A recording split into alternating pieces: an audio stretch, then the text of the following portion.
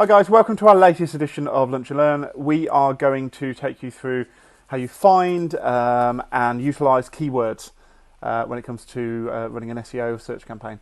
So stay tuned, follow us throughout Lunch and Learn, and hopefully you'll get some good information that you can apply within your business. So we're looking at each of those things in detail. I'm going a little bit off piece today because normally I've got a presentation. But today it's not through laziness. I actually want to take you through things live on screen. So what I'd ask people to do, if you can, is put your web domain, the web domain of the company you work at, the company you run, whatever it is, into the webinar chat. I might pick on one or two. Just kind of go through, and if anyone wants to come on live on screen with me, or you don't have to have your video running, we can go through a few things and actually do it for you and take you through some of the stuff that I would do if I'm taking on a campaign like this, or our team would take on, because we've got a team here that do a lot of this for me, essentially. So yeah, put your web domain in there. Paul, thank you very much. I know Violetta's put it in already. If anyone else can. Tracy, thank you very much. We'll look at a few of these. And if any, just put your hand up if you're happy going live. Otherwise, I might just pick on one, or I might just do ours. I'm going to take you through ours, actually, 146, because we suffer from agency syndrome, and this is quite common across the industry, where we do a lot of this for businesses of all shapes and sizes. A lot of the work we do now tends to be for businesses $500,000 to $1 million upwards, where we can get, typically we're looking at monthly retainers of about £1,000 a month upwards.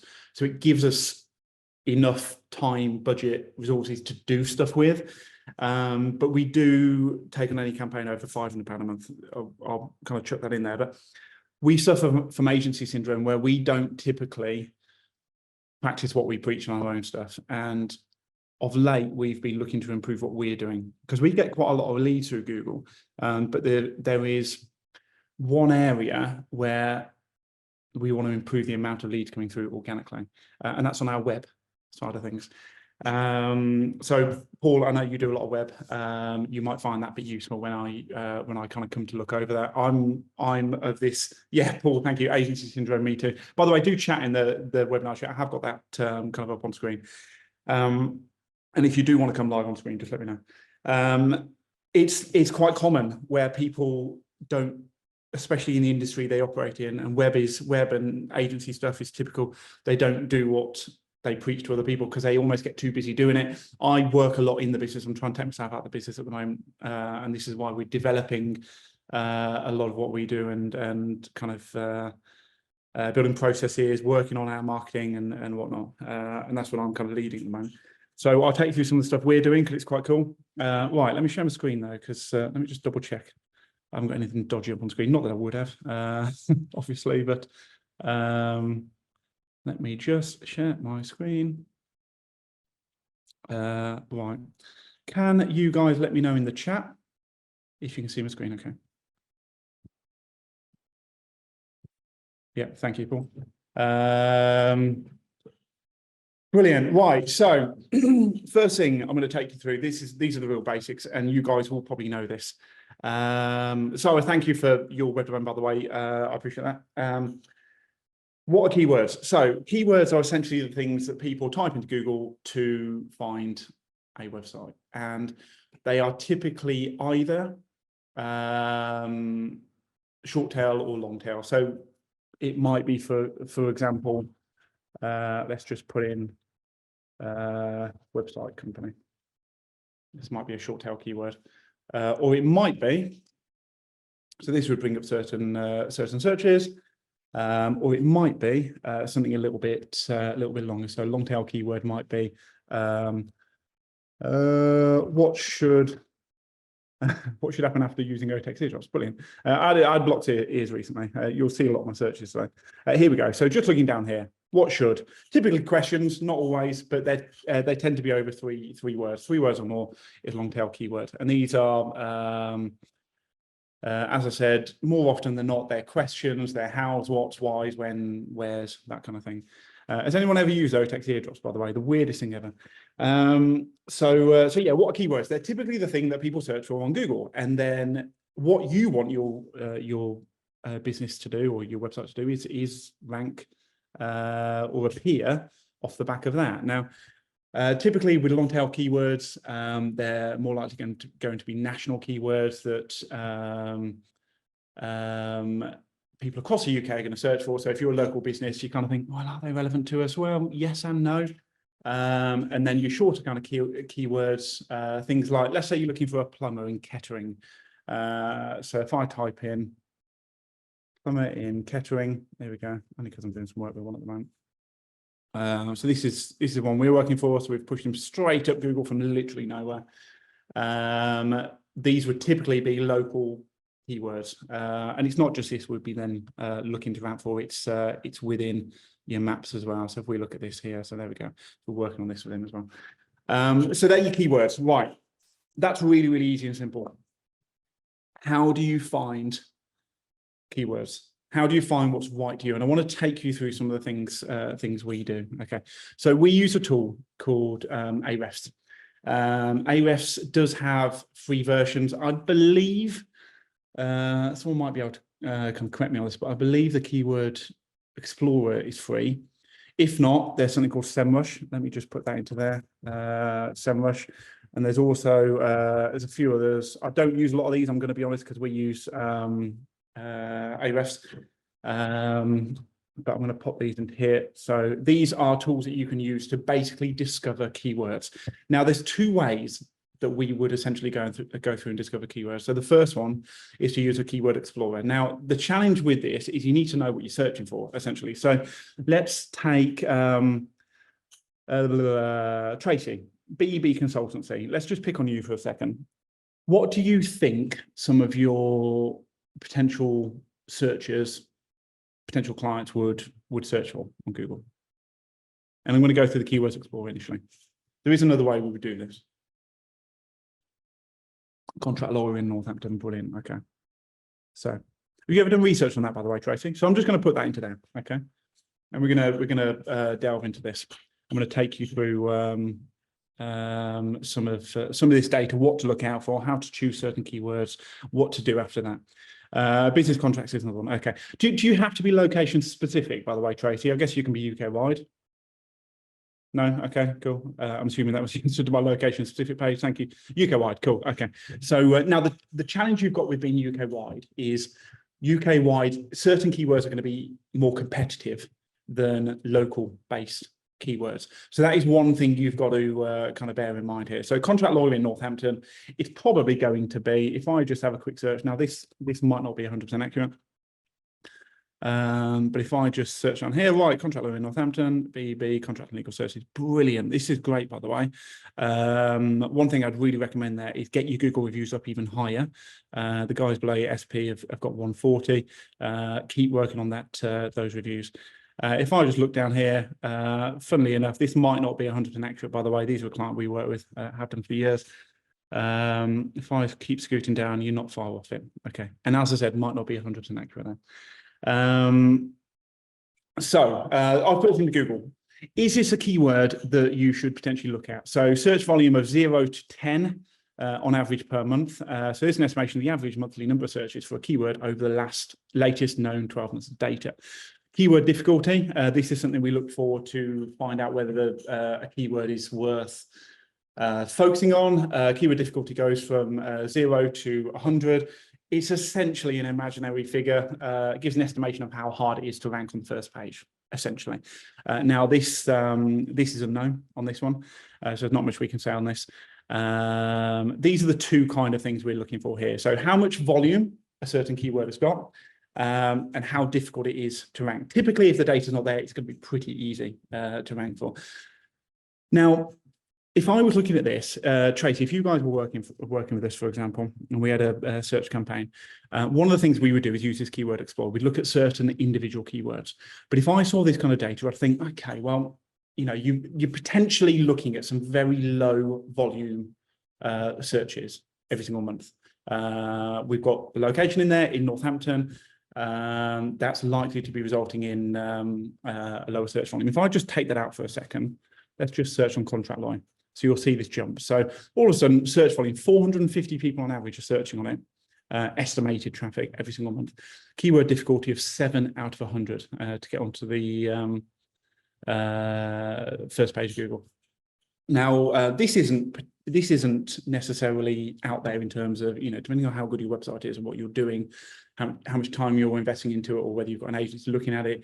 It's not necessarily out there that you could get on the first page of Google for this. But I would say it's still relatively tricky. If we could just go back to contract lawyer in Northampton. Okay. Now, if you see something like this and you see keyword difficulty is really, really low, great, search volume is really low, though, chances are you're probably going to get ones and twos of people searching for that. You've also got to bear in mind as well that your B2B, B2B typically gets lower searches than B2C. Because you'll find that people, so if I was looking for a contract lawyer in Northampton, I'd come straight to you guys. We have done in the past, all our T's and C's are done through you guys. It's who I know, so I wouldn't search for it, or I'd search for BEB just to get your phone number. So I wouldn't necessarily search for it. So search volumes are going to be lower. So I'm not necessarily saying discount this, but just bear in mind this is quite a low number.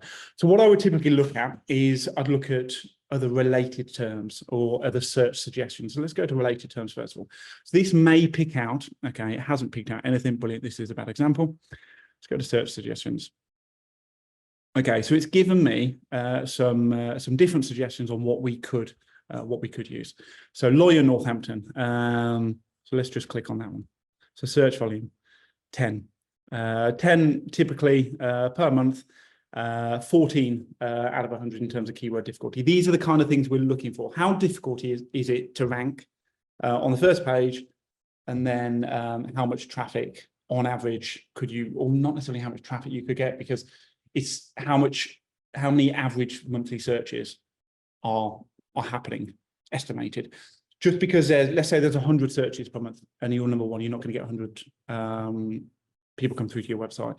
I think I've read some research on this, and I think it was about 29% that you'll get through if you're number one, and it goes down to about 15% if you're number two, and about 7 or 8% if you're number three, and beyond that, it's not much.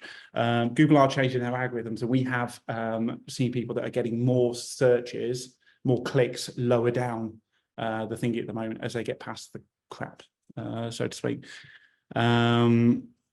Right, but then you would look at this, Tracy, and you'd think, well, we're not a lawyer, so that's too generalist. We don't look at this. So then you've got to kind of hone it a little bit more.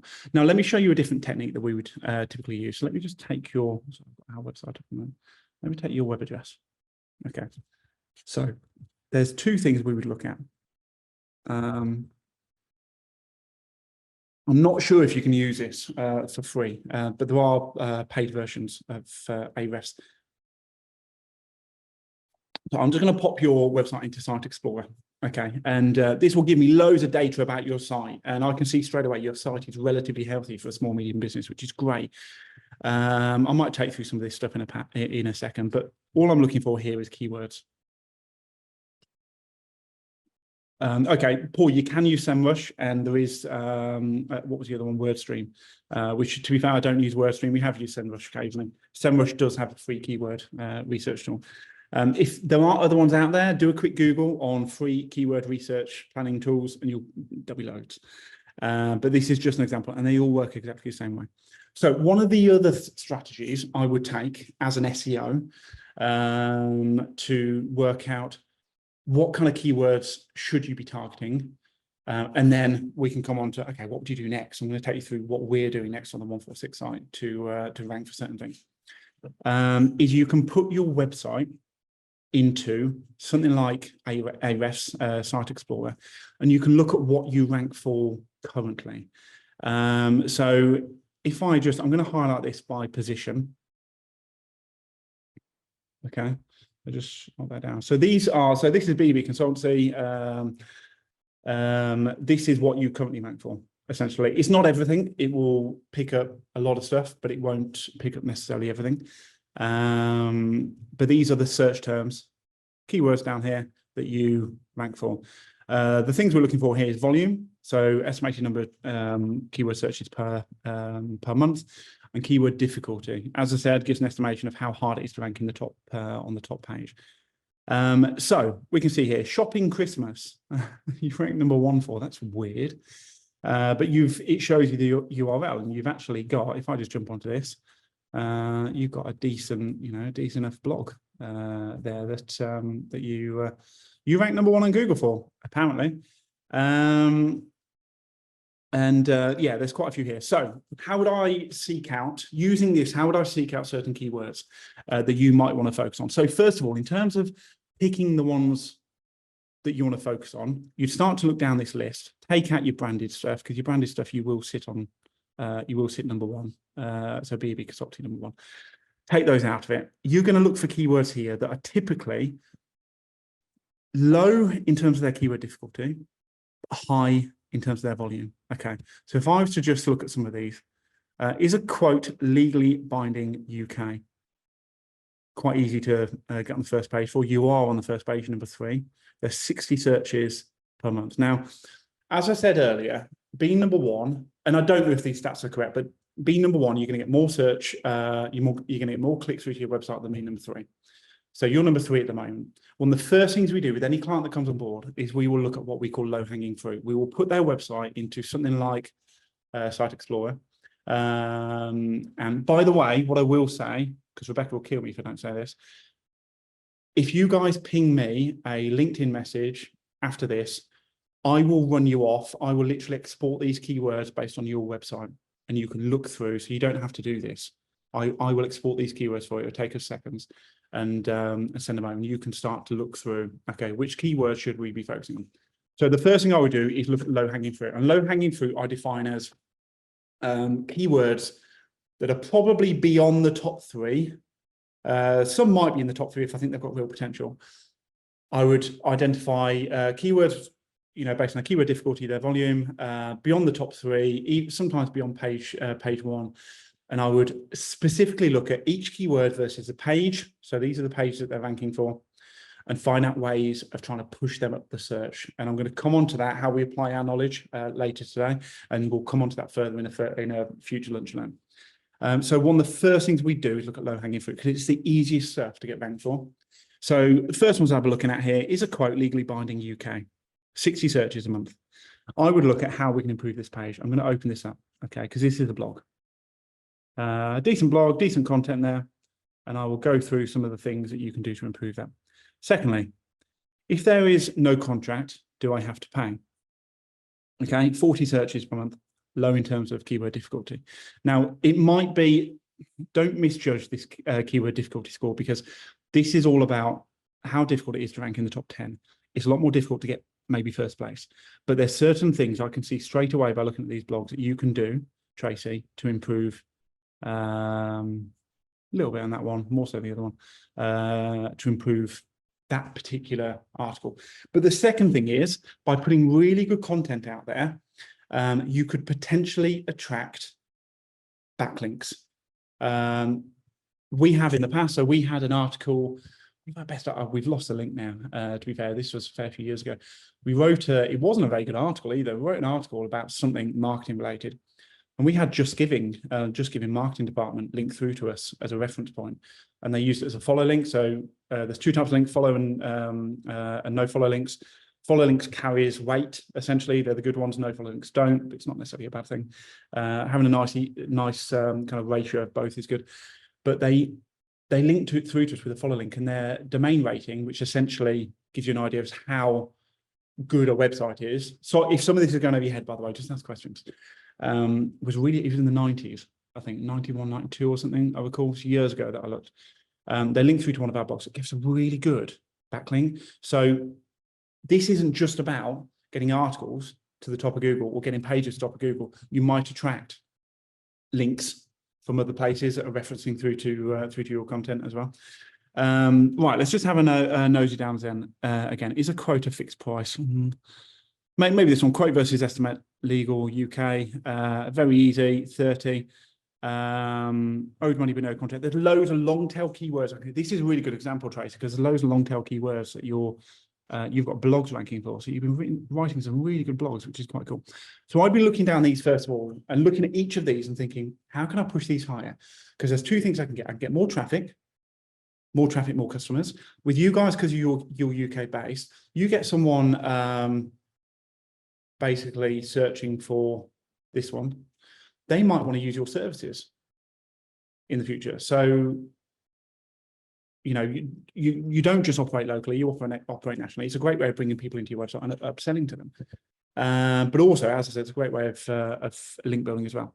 So I would be looking through all of these and I'll be thinking, right, what can I do to push these particular sites up Google? And I'll come on to your pages in a second, Tracy, just to show you some of the things I would do.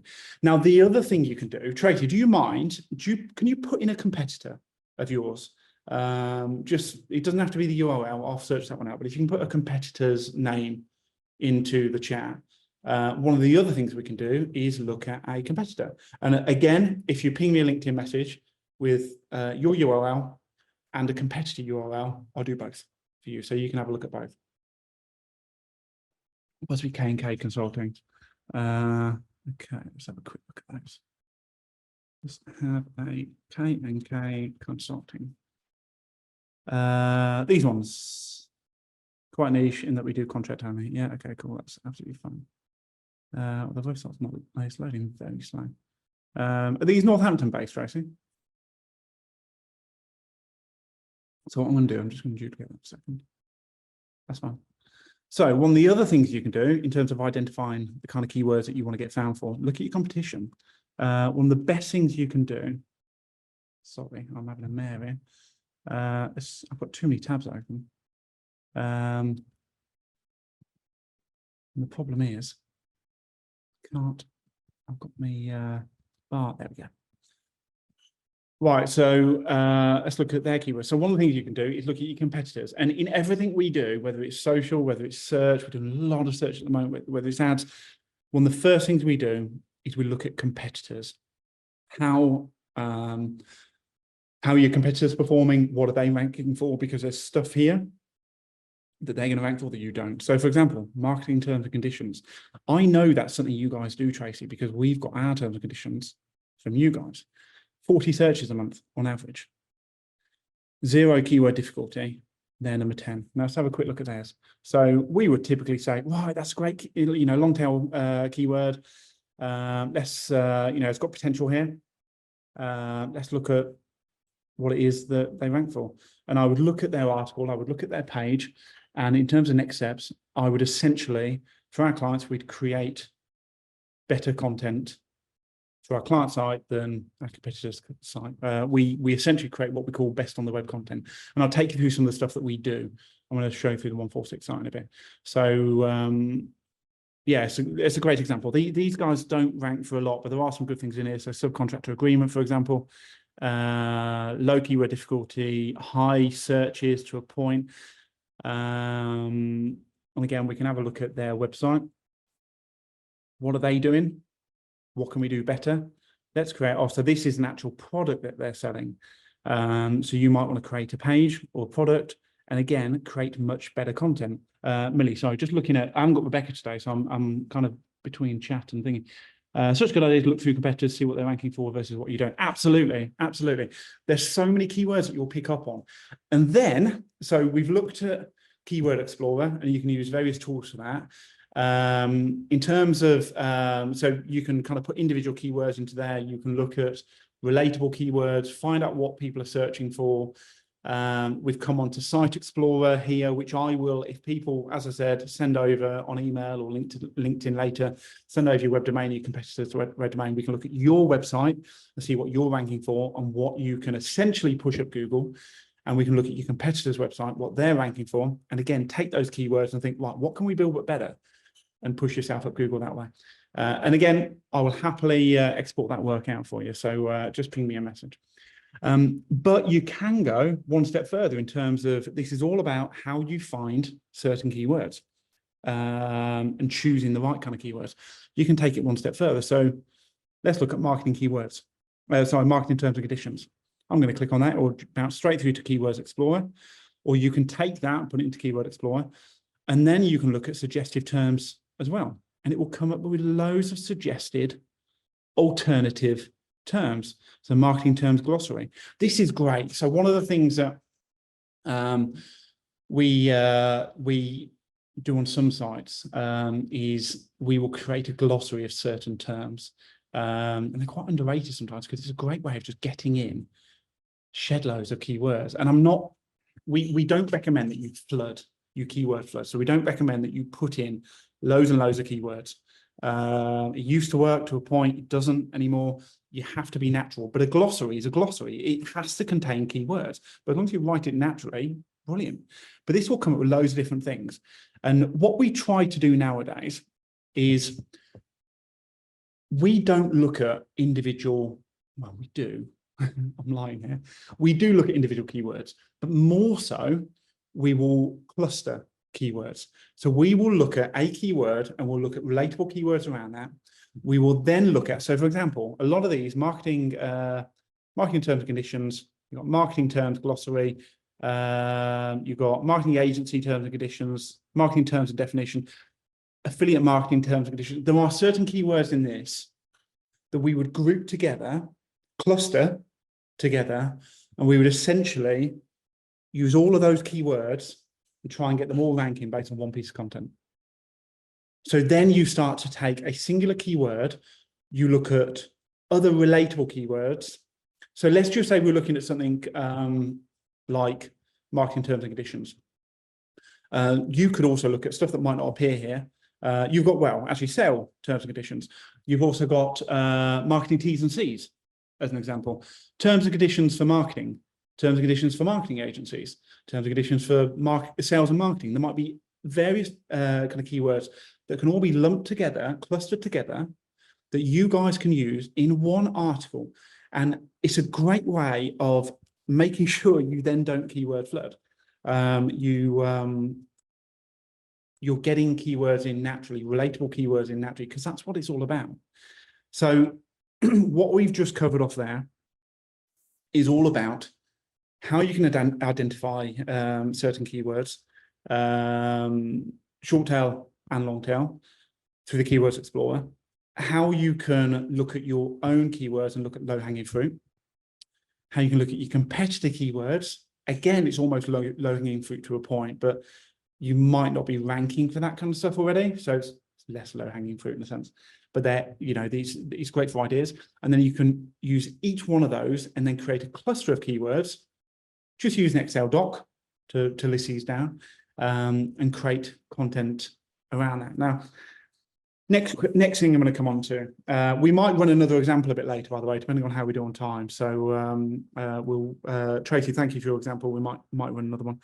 As I said, there are various tools that you can use here. So SEMrush, Ahrefs, WordStream. You can also use a couple of other tools to help you with long tail keywords. So as I said, the difference between short tail and long tail keywords is one's shorter, one's longer. As simple as that, really.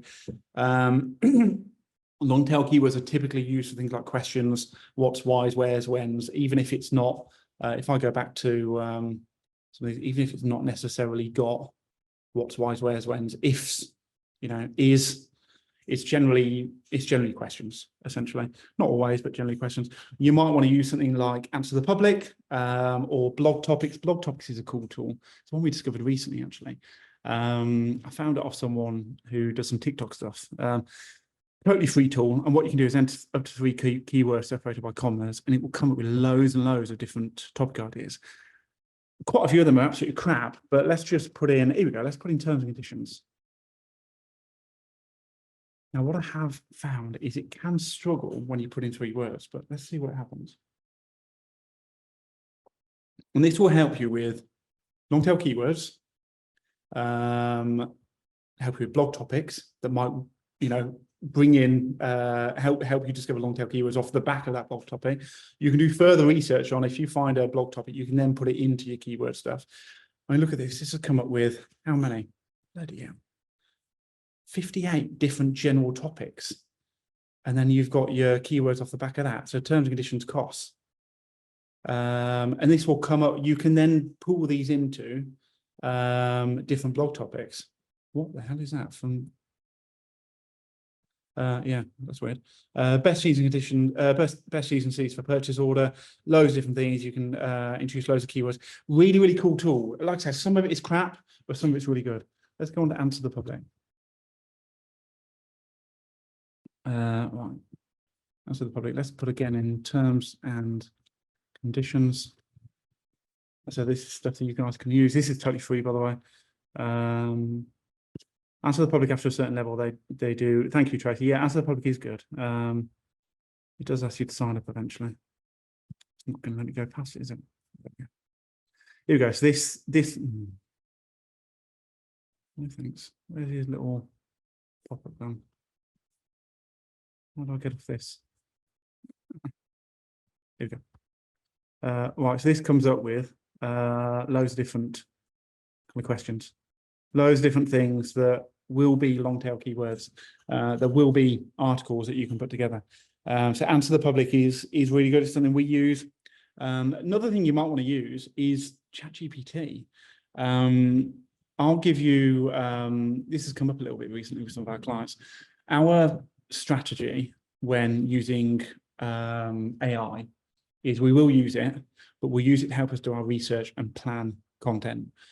We might, if we're having a brain block, ask it to write certain snippets of content, but certainly not whole snippets of content. And then what we will do is we'll completely rewrite them because it just gives us a bit of a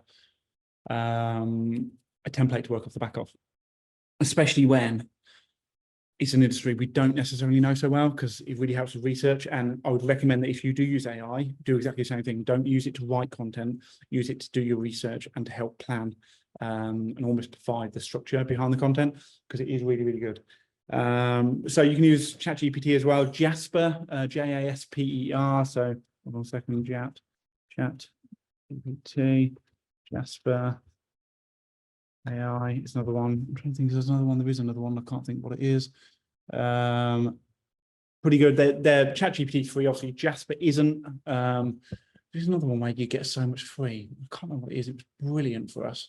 I can't remember. If it comes to me, I'll let you know. But some great tools there that you can essentially use. And right, would you use, a question we often get asked is, should you be looking at short tail keywords or long tail keywords? Right, this depends on who you are, for starters, but also the answer is probably both. In a sense, you don't want to abandon either. So we mentioned earlier that we're working with a company at the moment called Plumbing and Heating. Lovely chap. If you need a plumbing and heating company in Kettering, these are you guys. And ever since we've been working with them, we've pushed him from literally nowhere. We designed his website. It was a fairly kind of cheap and cheerful website initially. We don't do a lot of those, but we've built up on it. The idea is he now needs to get found, and we're working with him on his Google business profile. He's doing a lot of stuff. He did quite a cool thing where, as a trader, you guys probably won't be able to do something, but we printed them off some business cards at the QR code. It literally went direct to leave him a Google review. He hands it out to every single job now. So it helped him generate Google reviews. Do you have a Google review strategy worth thinking about? Because reviews are crucial for search, especially for local search. So we've been working with him, and we've been working on trying to get him on Google. And we've actually got him to a point now where if we look at some of, so these ones in particular, short tail keywords. If you're a trader, short tail keywords are quite crucial to you, because plumber Kettering, plumbers in Kettering, plumbing Kettering, that kind of thing, they get searches, they get regular searches. He wants to be towards the top of Google. And you take out your kind of trader platforms, what are they called? I can't remember. Some of your trader search platforms, and actually he's really high now. So we've worked with him to get him there. So for him, short tail keywords are absolutely crucial. But then we actually identified one of his competitors recently. Let me have a look. I'll literally show you. There was a competitor of his, Asset Plumbing. If you know Asset Plumbing, don't tell him we're doing this. And we looked at his keywords. And he's got, you see how many he's got? Number one, he's been around for a lot longer. But some of these are long tail. And what he's been able to do, he's been able to get in quite a bit of traffic off the back of that. It tells Google that his website's really good quality, really good, and he will rank better locally as well. So one of our next tactics is to create some of these long tail, create blogs relating to these long tail keywords. Better than what Asset Plumbing have got. We're going to introduce videos, we're going to do the full works, and basically compete with them on that, because this one's quite high into the keyword difficulty, but these are low. These are low. These are possibly achievable, but Asset Plummet, I don't know, why can't we do it with our client? So these are, you know, when you look at short tail versus long tail keywords, there's an argument for both. However, what I would say is typically short tail keywords are going to be more competitive. Long tail keywords are going to be less competitive. And actually, there are some long tail keywords out there that are going to be really easy to rank for. And if you can start off small, even if it's your 10s, 20s, in terms of search traffic, if you start off small, if you create an article around a certain long tail keyword that is not very competitive, that the stuff that's at the top of Google at the moment isn't very good and you can do better. If you create something better, then if you do start to rank, maybe in the top 3, then that will attract more traffic to your website, potential links, which is really good. Google say they don't put as much weight on links anymore, but they do. Basically, what we do as SEOs is we ignore what Google says within reason. And it will tell, Google will look at all that traffic coming through and they'll rank your other stuff higher as well off the back of that. So you'll generally get a better quality website all around. So looking at short tail versus long tail keywords, which you choose, look at both.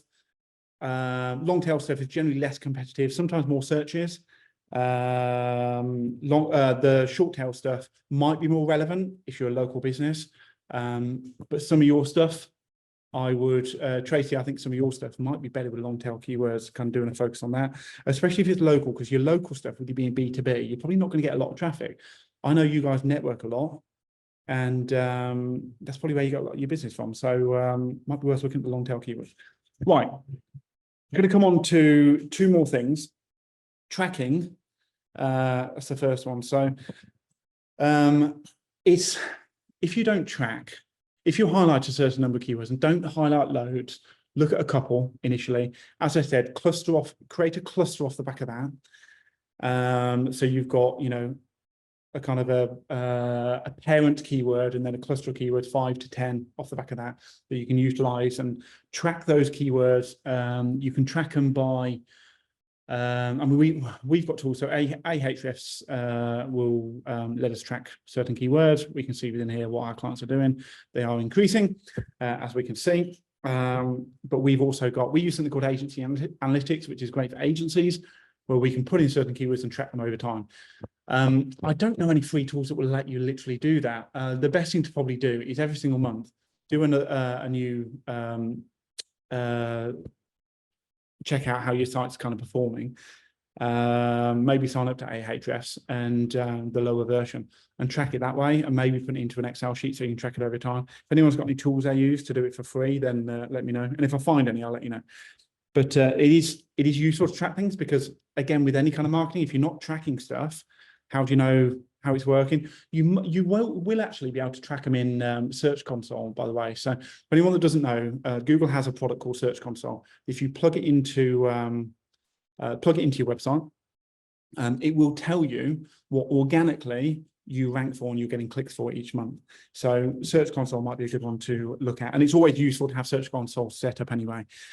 Little quick tip as well. If you ever create an article or change a page or change an article considerably, go to Search Console and submit an inspection. So it will basically submit that page or that blog for a crawl, and Google will crawl it quicker than if they were to do it themselves. So they will, within reason, instantly kind of crawl that, or very quickly crawl that, and it should get you pushed up Google a little bit. We did that for one of our pages recently, which I'm going to show you now. And within a day or so, we gained 2 or 3 positions. So it can have some instantaneous kind of effects.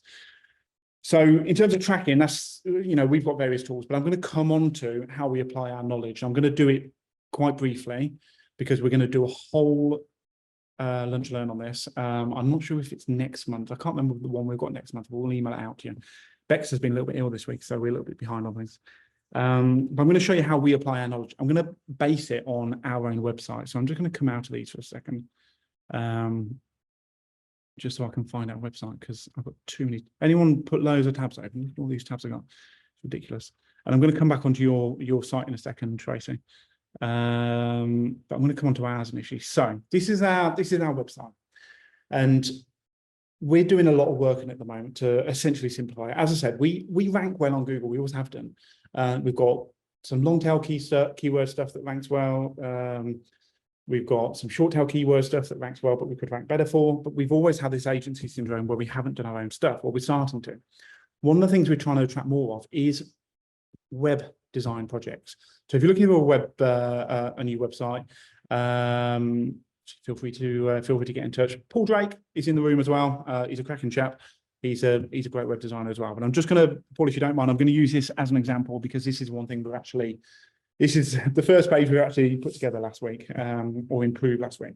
So we are looking to rank better on Google for short tail keywords around website design around Northampton. We rank already. We don't rank high enough. We need to get into the top 3. There's real potential there. We've got a really good site. We just need to rank higher. So our website design page has been a little bit neglected of late because we, as I said, agency syndrome. I'm going to take you through the changes that we've applied to our site. Excuse me. To help us get there, essentially. And we apply this same template, this exact same thinking, to every single company we work with. So first of all, we have gone through the site and we've taken out anything that, so for example, one of the keywords we're looking to rank for is web design Northampton. You'll see a lot of agencies out there that will have, in fact, let me show you, web design Northampton. Right, let's go on to Rack Design. These have got a nice website, actually. Let's see whether these guys do it. So what you tend to get, no, these guys aren't too bad. What you tend to get is a lot of companies who will basically put in, why can't I scroll back now? They will basically put in web design Northampton as a keyword into their website. So see if these guys do it. No, they're all right. And it's a little bit old school. So what we did was, here we go. This is one. So web design Northampton. So he's added a header, some header text that's got web design Northampton, the actual keyword. Now it's a little bit old school. It does actually still work to a point, but we were trying to avoid that. So we've gone through the entire website and we've eliminated all of that. And we've used natural keywords. We have got Northampton in there. We've got web design, we've got website design, we've got other stuff as well. So we've put in our main header 1 text here. We've got header 2 text here. Make sure it's nicely structured. We've made sure the entire page is nicely structured. So we've got header 2 text here. We've got header 3 text here. We've got paragraph text at the top here that includes some of our keywords. Okay. We've got paragraph text here, and then we've got loads more content. We've got child page. This is like a parent page. We've got child pages off the back of it, describing each of our service in more depth. There's stuff, that's bits we're looking at next. We've got links going outside. So this is Paul, check this out, by the way, if you do WordPress. Something called WP Panel. It's something we built. Links going external to the website as well. We've got a case study. We've got our web design process explained. So what people actually go through, because we're trying to tailor that a bit more now. We've got FAQs. We've got our reviews in here as well. We've got articles relevant to that particular topic. And we've got call to action and call to action. So what we've essentially done is we've taken every single opportunity to add in relevant content where possible. Now, I know that most people aren't going to get down to this bit on the page, but Google does. Google crawls it. And if they do, they've got some really good information there to work with. Now, this is on an actual page. The same applies in a sense to blog articles. I'll come on to yours in a second, Tracy. But as I said, what we've done is we've stretched it really nicely. We've added in normal text. You know, we've not keyword flooded here. We've added in relatable text, so responsive web design, design websites, new website, website underperforming, responsive. You know, we've included natural terminology, and this is what we're trying to move towards, trying to encourage our clients to move towards in everything they do. Don't keyword further, just talk naturally. Talk as though it's a user. Talk to the user. Don't talk to Google, talk to the user. And we've added in as much content as possible. So how we template it, we add in kind of your typical header stuff up here. Generally a bit about, sorry, I'm jumping here. Generally a bit about the company, about the service. Then we've got child pages. If you can create child pages, create them. So we've got 3 lots of child pages there. We've got a case study. This is a company we work with regularly. I built their website. We've got our process explained. Again, more opportunity to add in more content. Okay. And what this also does is it sells the experience to our clients. So they don't just get a website. And Paul, I don't know if this is something you do. It's something we're working on quite a lot at the moment, our proposition. And this is what we offer. If we look at all our competitors, we offer a user experience workshop. Now, relatively speaking, we always offered a user experience workshop. We never called it that. It's how you package it up. An SEO review, which should be done with every single website that's built, especially if you've got an existing website. We take people through the entire process, and it's a great way of getting content in there. We look at FAQs because this is great for long tail keywords. People ask questions on Google. We add in the trust factor, which is your reviews. We've got the trust factor all the way at the top here as well. Okay, so Google. And actually people can click on that and they get our reviews on there. We've got articles, so I can click through to here. Why build a mobile friendly article? 5 things to consider when starting a website, using Sitecore to fix your website. There's various different articles that are relatable to this. Then we've got a call to action, get a complimentary website health check. If anyone wants to do that, claim it through the website. And then your call to action at the bottom here as well, which we've also got at the top. Our work and work with us. That's what we've done to vastly improve our web page. We can apply pretty much the same logic on some of your blog posts. So, Tracy, if I was going to look at this particular blog post, we've seen what it ranks for. I can't remember what it is we rank for. This ranks for at the moment. Let's just put it back into here. Sorry, let's just jump straight onto Site Explorer. So this ranks for 64 keywords, this article, which is pretty good. I bet you get a lot of traffic on this page. So is your quote legally binding UK? Is a quote fixed price? So here's your cluster of keywords. What would I do to make this better? Because essentially, if I highlight this via position, it's quite an old one. We've tried to add in more keywords, next steps, and links to more recent ones. Yeah, cool. That's good. I'm going to give you some more tips you can apply to this. You're probably only really going to get traffic off these, typically. This gives you an estimation on the number of monthly visits that particular page is going to get for organic search. And you can see here, 60 on average searches per month. You're probably getting, what is 7 under 60? So about 10%-ish. Is that right? Yeah, about 11%, 12%. On that particular one. You want to really get to number 1. And you've got all these keywords you can start to push up onto the first page and again, attract more traffic. And it's low hanging fruit. It's easy to do because the article's already there. It's already established. So what would I do to essentially do this? Well, first of all, I'll be looking at some of these keywords. Can I get some of these keywords naturally into the content that you've written? And I say naturally. You could maybe create a title that includes quotation versus estimate. I don't know how you do that, but you've got estimates versus quotes. You might want to swap it around and do quotations versus estimates. Now, what am I looking for here if I'm looking at improving this? So first of all, what is your page structure like? So I'd be making sure that this is H1 text, which I can see it is. Okay, sorry, I'm bringing up some code here. I'm looking at whether this is H2 text. This is, which is great. And I'm looking at whether this is H2 or H3 text. Let's just have a look at this. So I want to structure it well. Okay, you've got a good structure, which is really good. I'd possibly include some more H2 text here because I think you've gone H1, H2, and then everything underneath is H3. I'd probably go H1. I'd have other H2 ones down here, and underneath those, different H3. So the first thing you can do to improve this is write more content. It's as simple as that. Get in more content. Look at what other content you can write, number 1. The second thing I would do is add more imagery. So does this image have alt text? That's the first thing I would say. I'd add alt text, relevant alt text. If probably not, okay, cool. Thanks for being on, Tracy. Add that in, add in a few more images as well. and add in a video if possible. If you can go the whole hog, I'd be adding in a video because it's gonna add a lot of credibility to this. The third thing I would do, if you're adding in more content, you're generally going to have more headers, more titles. You can probably answer, kind of take care of some of these. So difference between quote and estimate, is that relevant to this? Estimates versus quotes, what's the difference?